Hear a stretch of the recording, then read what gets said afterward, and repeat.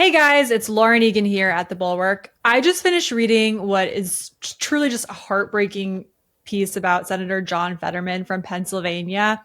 It's about his mental health struggles, and I have the author of that piece here with me today to walk us through it all, Ben Terris from New York Magazine. Hey Ben, how's it going? Doing all right. Thanks for having me. Yeah, thanks for being here.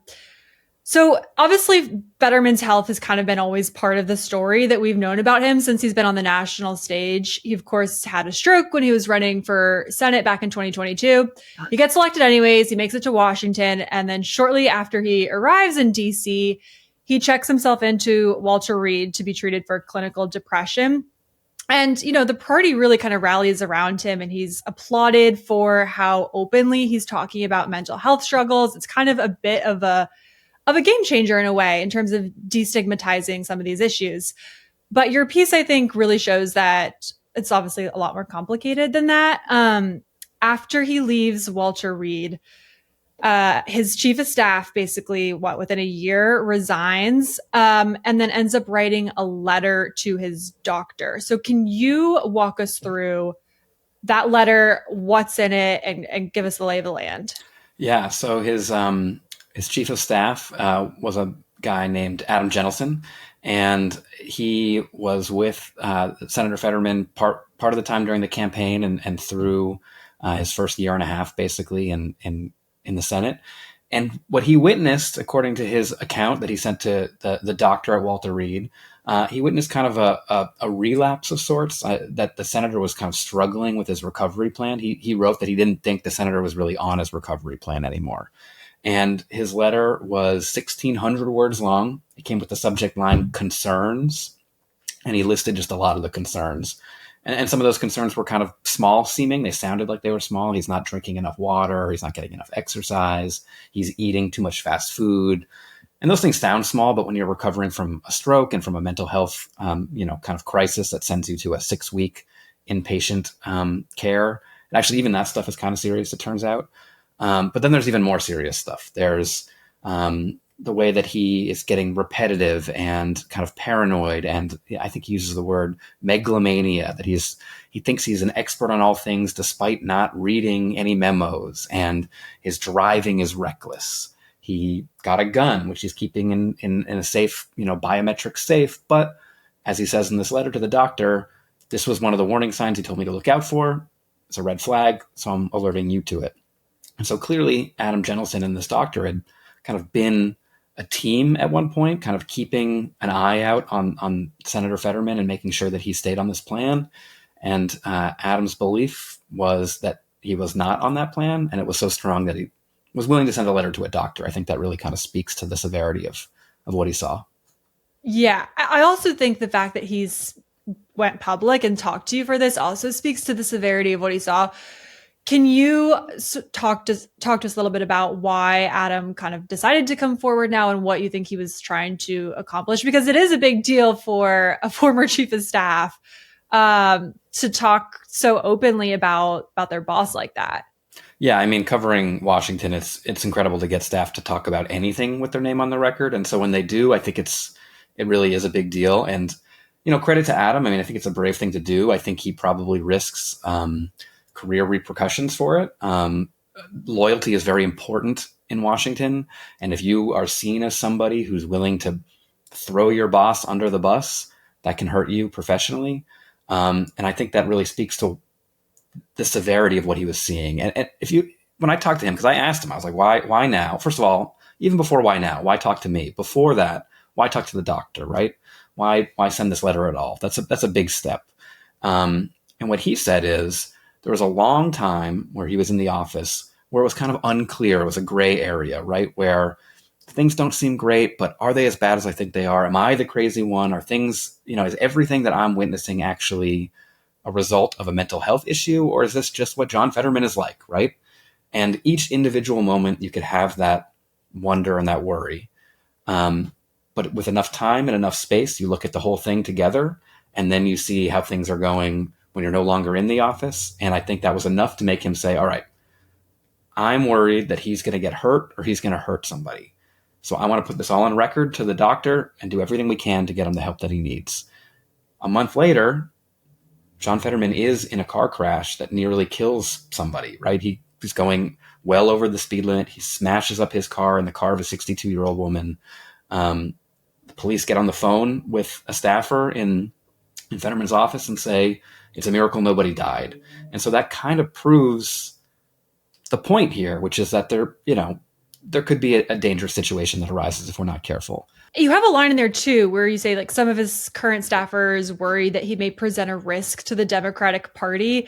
What do you think they meant by that? Because I think it kind of plays into this idea, like if you can't do the job, that's a problem. Right. Politics plays into this story, right? Again, if you were to take the word of the naysayers of this article, this article got read by a lot of people, which means a lot of people thought it was important and, kind of the kind of story that needs to be told. Other people thought it was a hit job, right? And the people who think it's a hit job often think it's because of politics. Senator Fetterman, especially with the way he talks about Israel and Palestine, is on the kind of quote unquote wrong side of the Democratic Party on this issue. And people think, okay, well, this is just a bunch of disgruntled staffers who hate the way that Fetterman talks about Palestine and Israel. And so now we're going to try to take them down. I don't believe that's true at all. I think these are people who truly believe what they believe. They truly are worried about him. But they also might be more willing to speak about these things because they don't like the politics, right? And Fetterman's politics and the way that he talks about issues and the way that he carries himself is reflective of the Democratic Party in some way, right? You get Fox News segments that say, a Democrat has done this or that, or people are worried about Democrats in disarray because the Democratic Party is always kind of fighting with itself about the path forward. And so I think there are people who worry about Fetterman's role in that. Is he, dragging the party down, or is he part of the solution to take the party to the future? I think a lot of people look at Fetterman maybe a little bit, from the outside and say, this guy could be the answer to the Democratic Party's problems right now. He kind of has that, like working class vibe to him. Do you think that the Biden stuff has changed the calculation at all? Oh, of course. I asked people about this, right? People don't want to be nobody wants to use the word cover up, right? When you're in Democratic politics, nobody wants to say the word cover up. So that's not their word, but nobody wants to be part of the problem. If there is somebody who is going through something and eventually it could become a problem for the party or for their election chances or even their own job security, people don't want to hold that on their shoulders anymore and keep quiet about it. But Biden was a big wake up call. I mean, there's books that are coming out in the next few weeks, and there's news stories every day about the extent of that problem. And I think the people who are talking about it now, they're kind of playing defense now, as opposed to sounding the alarm in real time when it matters. I get it, right? I understand. I'm not naive. If you're running a presidential campaign and it's Biden against Trump, and Biden to you feels like the only bulwark, so to speak, against, to keep democracy safe from autocracy, sure, you might kind of hide the ball on some things because you feel like, you got to get your guy across the finish line. I think there's some truth to that too. If Fetterman was up for election right now, would these people be speaking? I don't know. If Fetterman was, the most popular Democrat in the entire Senate and was speaking on issues the way that all these staffers truly believed also, would they be as likely to speak on it? I don't know. But certainly Biden is kind of weighing on people in a way that is making them speak more freely than I think they would have otherwise. You got some time with him for the piece, and I'm curious what that interaction was like, and what that conversation was like. Because, writing about mental health and anyone's health is obviously really challenging. I'm sure it's hard when you have to go to them face to face and kind of walk him through what you've been hearing. Yeah, it was a hard conversation, honestly. It started out not hard. I'd written about him in 2018. We'd spent time together. He drove me around in his pickup truck through Braddock and neighboring towns. And I think he really kind of appreciated the story I wrote about him. I think he felt like I got him. And so we had kind of an easy rapport to begin with. We, just kind of shot the shit for a while and talked about politics and his place in the party and what it was like to go to Mar-a-Lago. And he's good. He's able to do a good, interview. And that was important to kind of put in the piece as well, because one thing that people told me is this is not a guy who is 100% of the time not doing well. He has ups and downs. He can be erratic. He can have days and weeks where he's great. He can have days and weeks where he's bad. He could have hours where he's good and hours where he's bad, right? It's not a simple story of a guy who's always struggling. And so I got to see the good side, the John Fetterman kind of at his best. And he still struggles with the auditory stuff from the stroke, and speaking can be a little garbled, but he seems like he's there. That's part of his story too. So I wanted to make sure I got that as part of the piece and part of our conversation. But I will say, when it did turn to the topic of mental health, the tone in the room changed. He was pretty unhappy, let's say, about the line of questioning. He got kind of angry about. I think he felt like he was blindsided a little bit, and that part of the conversation was tough. And, he denied it. He says that he's better than he's ever been. He blames this on disgruntled staff, and kind of feels like people are out to get him. And I think he thinks that it's about politics. And so the second half of the conversation did feel different than the first half. You talked to some other senators for the piece as well. This kind of goes into like the politics question, and motivations for people kind of, wanting to hang on to Fetterman or not. What were some of the other folks that you talked to that work with him? What were they saying about Fetterman? Yeah, so two of the people that I spoke to for this piece were Democratic Senator Peter Welch and Republican Senator Katie Britt. And the three of them kind of have a friendship that goes back to them coming into the Senate at the same time. They go out to dinner every once in a while. They talk about their families. John Fetterman loves Katie Britt's husband, who's like another big guy. He calls him the big unit. They they hang out. They go to Chinese food, or Peter Welch apparently is a good cook. And, they talk about the foibles of the Senate and how annoying it is to have to stay late for votes when they want to get back to their families. And, they hit it off. And I truly believe that their experience with Fetterman is a good one, that they see him at his best. And, when they have an hour-long lunch or dinner together, they hit it off, and they do, and they kind of get along as buds. I talked to a lot of other people too who didn't want to put their names in the story, because it's easier to put your name in the story when you're talking about how cool your friend is. It's harder when you're talking about the difficulties of working with somebody that you have to work with. He is, for the most part, a pretty isolated individual in the Senate. It's not like he's got tons of friends. It's not like a lot of hallway chatter with people when, they're walking past each other. Some people kind of say it has to do a lot with just like the fact that he doesn't wear the right clothes that allow him to go onto the Senate to vote. A lot of senators hang out on the Senate floor, and that's where they catch up, and they, gossip, and they talk about what's going on, and, get people on bills or whatever. And Fetterman famously wears his hoodie and shorts. So when he votes, he goes to the doorway of the Senate, and he puts his thumb up or his thumb down, and that's how he votes. And then he's gone. And so, stuff like that. And also just, kind of his state. He's for the most part kind of a lonely figure in the Senate, I'd say.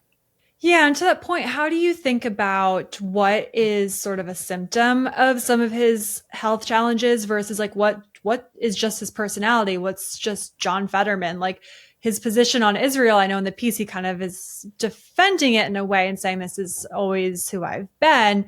Whereas some other staff members, I think, sort of seem to imply that, it was a symptom of some of the challenges he's had. How do you think through like what's just him versus what's a problem? Yeah.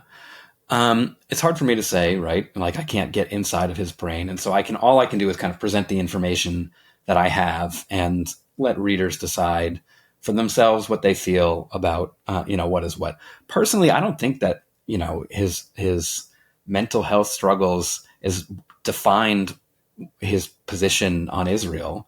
And I don't think even his staff think that, right? The way that kind of intersects with the story that I'm writing is less about his policy beliefs and more about how he talks about it, how he carries himself.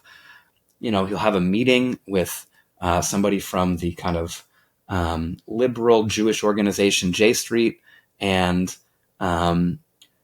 he'll say some pretty out-of-pocket things. According to my reporting, people heard him say things like, let's end the ceasefire. We got to get back to the killing. Somebody overheard the conversation, said he heard him say, we have to kill them all. From a policy standpoint, these people just disagree with that, I'm sure. But also from a kind of a human standpoint, there's a question of, why is he talking like this to this person? I mean, is he thinking through the way that he sounds right now? Is he aware of his surroundings? Is he, these are the questions that people have. It's not, wow, he's now pro-Israel because he had a traumatic brain thing happen. It's, how are you talking about this? How are you feeling about this? He's a guy who, his career is defined by his kind of radical empathy that he has. He famously has murder victims tattooed on his arms from his time at Braddock as the mayor of Braddock. I mean, he could say that he's being empathetic to the victims of Hamas attacks, which is true. And he does, I'm sure, care deeply about that. I'm not trying to negate that. There's just something about his lack of ability to keep a conversation from going off the rails that has people like, what's going on in this room right now? Well, Ben, it's such a good piece. I know something like this takes an enormous amount of work. So thank you for writing it, and thanks for coming on here to chat with us about it. Yeah, of course. Thanks for having me. Hey, YouTube fam, if you want to support the Bulwark, the best way to do it is by becoming a YouTube Bulwark Plus member. The Bulwark is truly independent. We have no corporate overlords. We're not settling any dumb lawsuits with Trump. By joining, you help support our work, and you can get a bunch of perks right here on this platform. Ad-free content, bonus videos, live streams, and some emojis of me, which I guess some people want. So come join, come hang out, become a Bulwark YouTube Plus member, and I'll be seeing you in the comments. So behave.